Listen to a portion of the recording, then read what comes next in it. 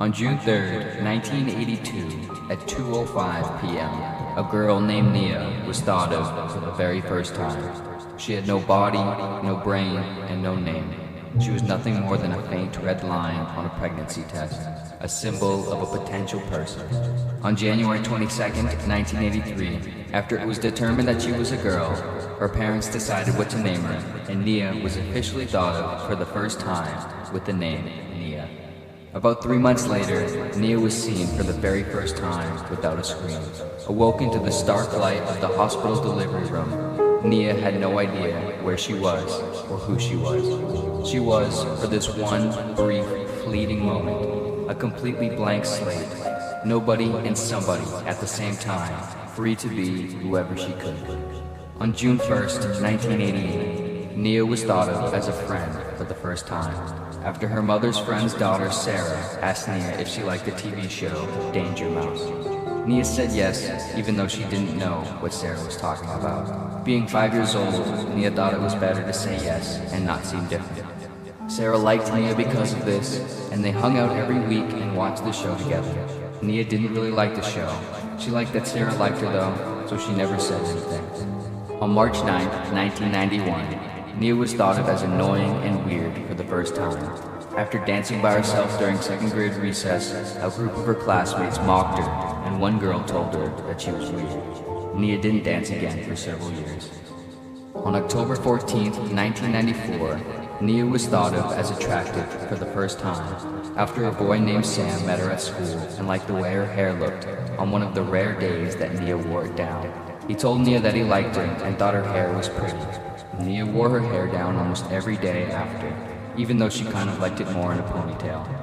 On August 16, 1997, Nia was hated for the first time after breaking up with her first real boyfriend, Tim. Tim told Nia she was a horrible, inconsiderate person who only cared about herself. Nia worried that maybe he was right and got back together with him to prove that he wasn't.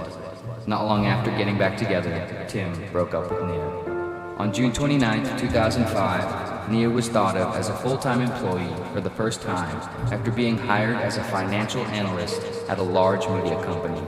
It seemed to make her dad really happy when she first considered business and finance as a major in college, so she stuck with it, hoping it would continue to impress him and other people she knew and might know in the future.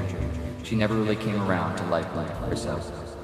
On April 10, 2012, Nia was thought of for the first time as a wife after marrying her seventh boyfriend, James. She wasn't sure if she was ready when James proposed, but didn't want to hurt him and deeply feared the possibility of being thought of as old and alone, especially after her mother repeatedly hinted at the idea. On October 22, 2016, Nia was thought of as a mother for the first time as her firstborn child, Katie, uttered the word "Mom" as she looked up at Nia. Katie knew nothing about Nia yet, but saw the source of all comfort and safety and love in Nia's eyes. On December 8, 2019, Nia was thought of as a boss for the first time after being promoted to corporate financial manager at a major multinational clothing corporation. Nia wasn't sure if she wanted the position and hated the idea of bossing people around, but she wanted her parents and friends and strangers she might talk with to think of her as a success. Moreover, she wanted her legacy to have some significance, for her children and her children's children to look back at her and think of her as someone who was someone who was important.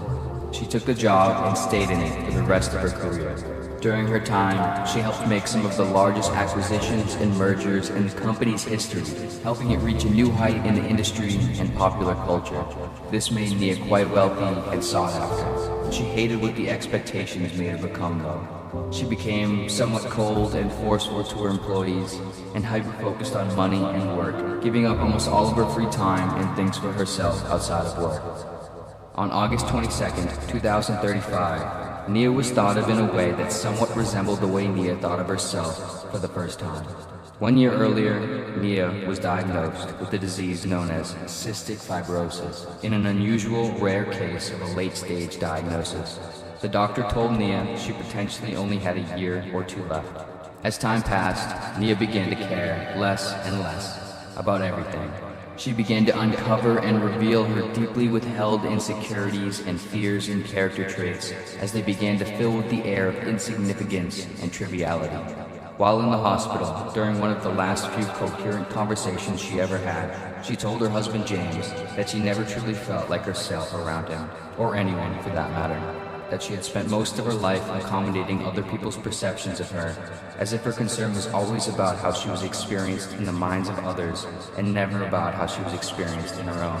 How she wanted so badly to be liked and remembered by everyone, as competent and beautiful and agreeable and happy and perfect and successful. And now she was about to die without ever really being known by anyone at all. As Nia revealed more and more to James, for a brief moment, for the first time in her whole life, Nia was thought of in the same way she was thinking of herself, synchronized perfectly inside her and James's mind. In this moment of unexceptional naked candor, James and Nia felt a love and boundlessness unlike anything they had ever before and ever would thereafter. 3 months later, Nia was thought of for the first time as someone who was dead. Everyone she knew attended her funeral. Some of her closest friends and family members said incredible things about her at the service. How beautiful she was, how sweet and kind she was to everyone, how hardworking and successful she was. A couple people secretly thought about how they didn't really like her or care about her all that much, and just wanted the service to be over so they could go home. Nia didn't know what anyone thought or said.